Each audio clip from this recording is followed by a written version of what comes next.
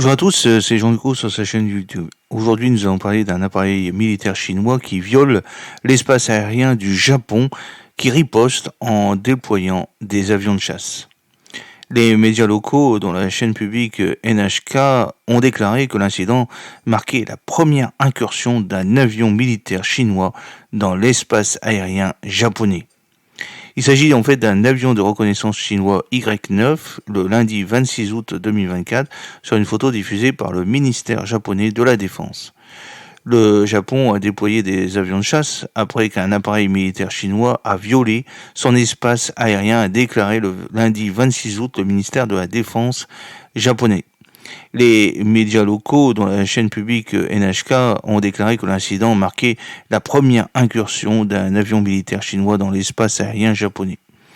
Il a été confirmé qu'un avion chinois a violé l'espace aérien territorial au large des îles d'Anjou, dans la préfecture de Nagasaki, a déclaré le ministère dans un communiqué, ajoutant qu'il avait lancé des avions de chasse en urgence. L'avion espion de type Y9 a pénétré dans l'espace aérien japonais à 4h29 heure locale pendant environ 2 minutes, a ajouté le ministère.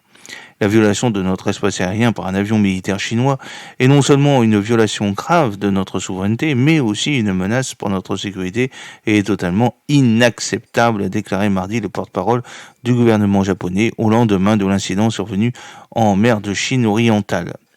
C'est des activités militaires chinoises de plus en plus actives. Nous comprenons qu'il s'agit de la première incursion confirmée et annoncée d'un avion militaire chinois dans l'espace aérien japonais depuis qu'ils ont mis en place des mesures de lutte contre ces incursions, a déclaré donc Monsieur Hayashi lors d'un point presse régulier.